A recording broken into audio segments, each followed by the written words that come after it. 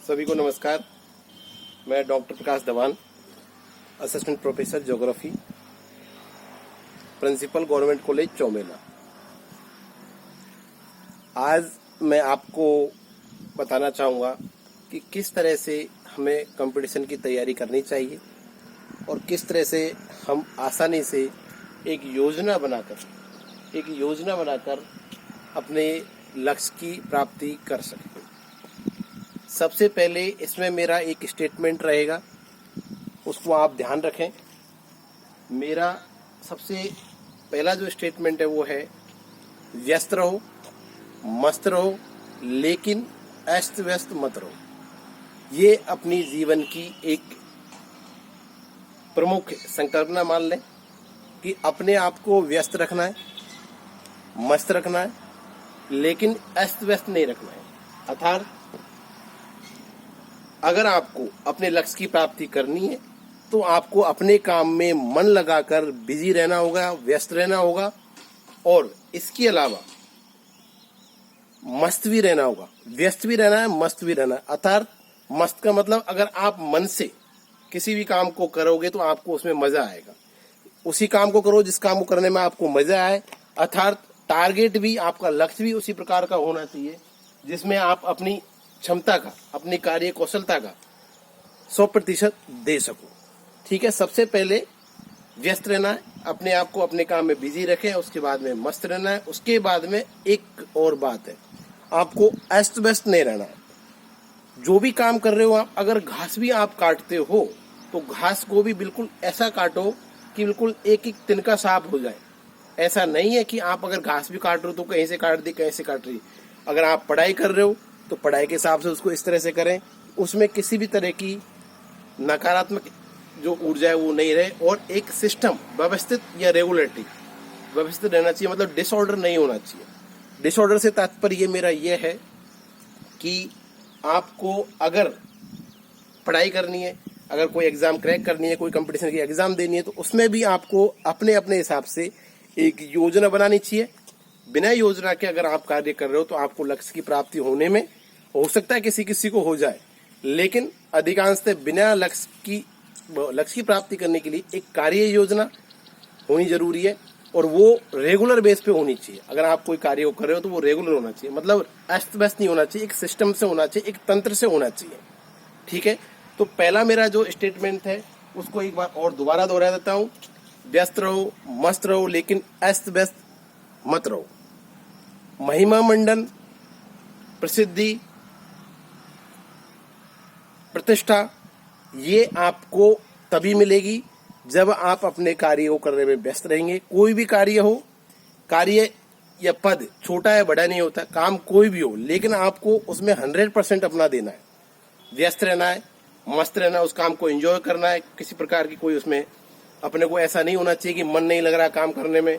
मान लीजिए मैं आपको यहाँ पढ़ा रहा हूँ और मैं ये कहूँगा यार नहीं, मुझे तो पढ़ाने में मजा नहीं आ रहा है, तो वो मेरे कार्य क्षमता का जो आना चाहिए, निष्पादन होना चाहिए, जितनी परफॉर्मेंस होनी चाहिए वो नहीं हो पाएगी, क्योंकि मैं अपना 100% नहीं दे पा रहा हूँ, तो मेरा नहीं हो पाएगा। अगर मैं 100% दूंगा, चाहे आप उसमें एक प्रयास के बाद में, एक टाइम के बाद में हो सकता है कि ज्यादा परिणाम आने लगे। ठीक है, तो ये हो गया। इसके बाद में मैं आपको बताना चाहूंगा कि आप लोगों को कंपटीशन की तैयारी से पहले टारगेट फिक्स कर ले कि मुझे ये बनना है, आईएएस बनना है, आरएस बनना है, प्रोफेसर बनना है, डॉक्टर बनना है, जो भी आप बनना चाहते हो वो बने। उसके लिए आप जिसकी भी पढ़ाई करो, सब सर्वप्रथम आपको सिलेबस, बिना सिलेबस के आपको बिल्कुल भी नहीं पढ़ना चाहिए। सिलेबस के बिना अगर आप पढ़ रहे हो तो निश्चित मान लो कि आप लोग सही रास्ते पे नहीं जा रहे हो। सर्वप्रथम आप जो भी पढ़ते हो उसका सिलेबस देखें। सिलेबस के बिना पढ़ना आपके लिए हानिकारक होगा, क्योंकि आप, हो सकता है कि बहुत सारी चीजें ऐसी पढ़ जाओ जो आपके एग्जाम में आने वाली नहीं है, क्योंकि जो भी एग्जाम होती है विदाउट सिलेबस एग्जाम होती ही नहीं है। जो भी क्वेश्चन आते हैं वो सिलेबस के हिसाब से आते हैं। इसलिए आपको सिलेबस की प्रायोरिटी आपके पास में होनी चाहिए। सिलेबस की फोटोकॉपी अपने पास रखो, अपने टेबल पे रखो, अपने फोन में रखो, दीवारों पे चिपका के रखो, या अपने मन में रखो। एक बार सिलेबस को आप अपने माइंड में सेटअप कर चुके होंगे तो आगे आपको आसानी रहेगी।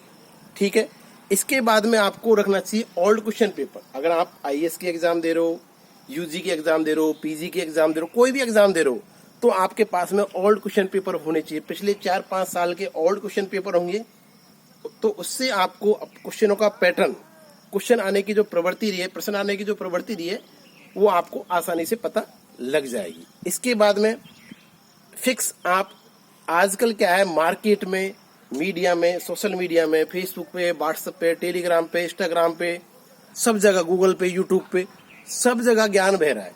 लेकिन ज्ञान की प्राप्ति करने के लिए आपको एक निश्चित सोर्स की जरूरत पड़ेगी। तो निश्चित सोर्स में क्या है, आप फिक्स कर लो कि मुझे इस सोर्स से, इस स्रोत से ही पढ़ना है। अगर आप बार बार जो सोर्स है वो बदलते रहेंगे, स्रोत को बदलते रहेंगे, तो वो आपके लिए हानिकारक होगा। इसलिए फिक्स कर ले कि मुझे फला यूट्यूब का चैनल देखना है, मुझे फला एग्जाम के लिए सिर्फ यही किताब पढ़नी है। अपनी बुक लिस्ट बना लें, बुक लिस्ट में कोई चेंज नहीं करना चाहिए। आप एक बार जो फाइनल बुक लिस्ट बना लेंगे, उसमें किसी प्रकार का कोई चेंज नहीं करना है बिल्कुल भी, क्योंकि अगर हम बार बार बुक को चेंज करते रहेंगे तो हमारा जो दिमाग है वो कंफ्यूजन में हो जाएगा, भ्रम में हो जाएगा, और भ्रम होने के बाद में आप एग्जाम में अच्छी परफॉर्मेंस नहीं कर पाएंगे, क्योंकि एग्जाम के टाइम पे आपको ये लगेगा कि मैं ये लिखूं या ये लिखूं। इसलिए आप एक स्रोत में निश्चितता लाएं, बुक लिस्ट बनाएं कि मुझे ये बुक ही पढ़नी है, ठीक है। इसके बाद में एक रेगुलरिटी होना जरूरी है। दिनचर्या बनाएं कि मुझे दिन में 4 घंटा पढ़ना है, मुझे दिन में 5 घंटे पढ़ना है। इसके अलावा चाहे कुछ भी हो जाओ, रेगुलरिटी पढ़ना है। एक दिन 15 घंटा और एक दिन 2 घंटा ऐसा नहीं पढ़ना है। चाहे आप 2 घंटे पढ़ो, चाहे आप 4 घंटे पढ़ो, चाहे आप 10 घंटे पढ़ रहे हो, लेकिन आपके टाइम में रेगुलरिटी होना जरूरी है। बिना रेगुलरिटी अगर आप पढ़ोगे तो वो बिल्कुल उचित नहीं है।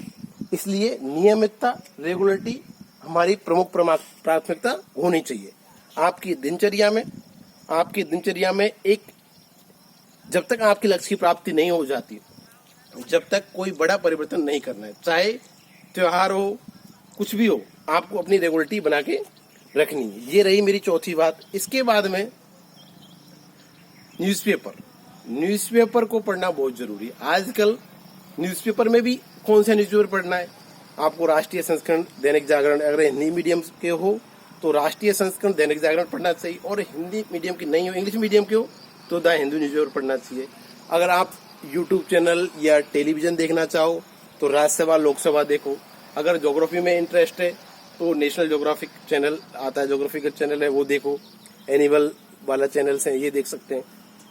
आप फिक्स करो कि इसके अलावा और कुछ नहीं देखना है, क्योंकि आजकल मीडिया में बहुत सारा मटेरियल ऐसा है जो आपकी कार्य कौशलता को प्रभावित करते हैं, और कहीं ना कहीं ऐसा लगता है कि ये भी अच्छा है, ये भी अच्छा है। इसलिए आप अपने आप को फिक्स कर लें कि मुझे इसके अलावा और कुछ भी चेंज नहीं करना है, ठीक है। ये रही इस न्यूज़पेपर के लगभग 50% क्वेश्चन, न्यूज़पेपर से लगभग 50% क्वेश्चन हर कंपटीशन की एग्जाम में आते हैं। इसलिए आपको न्यूज़पेपर को बहुत गहराई से और अकॉर्डिंग टू सिलेबस, ऐसे नहीं न्यूज़पेपर की प्रत्येक लाइन को पढ़ रहे हैं, ऐसा नहीं करना अपने को। मैंने पहले इसलिए ये कहा है कि अगर आप न्यूज़पेपर पढ़ रहे हो तो इसका मतलब वो सिलेबस के अकॉर्डिंग पढ़ना चाहिए। आपको सिलेबस याद है तो आप आसानी से न्यूज़पेपर में अपने काम की चीज ढूंढ लोगे। अगर आप नहीं ढूंढ पाते हो, इसका मतलब आपको अपना सिलेबस पता नहीं। इसलिए सर्वप्रथम सिलेबस, उसके बाद में न्यूज़पेपर को आसानी से अपन कर सकते हैं। तो ये आज की जो मेन बात थी वो ये थी कि ये 5 पिलरों में अपने आप को किसी भी कंपटीशन की तैयारी से पहले अपने आप को ढालें और इनको अपने व्यवहार में लाएं। कार्य योजना बनाना और उसको व्यवहार में लाना। कार्य योजना कोई भी बना सकता है, लेकिन उसको अपने अप्लाइड अपने जीवन में व्यवहार में लाना, उसको करके दिखाना सबसे बड़ा मुद्दा है। आजकल हर कोई सोचता है कि मैं ये बन जाऊं, लेकिन कार्य करना कोई नहीं चाहता है। इसलिए सर्वप्रथम आप कार्य योजना तो बनाएं, लेकिन उसको अप्लाई करने की, उसको व्यवहार में लाने की कोशिश भी करें और उसको अपने जीवन में उतारें भी, ठीक है। तो व्यस्त रहो, मस्त रहो, लेकिन अस्त व्यस्त मत रहो। मिलते हैं नेक्स्ट वीडियो में।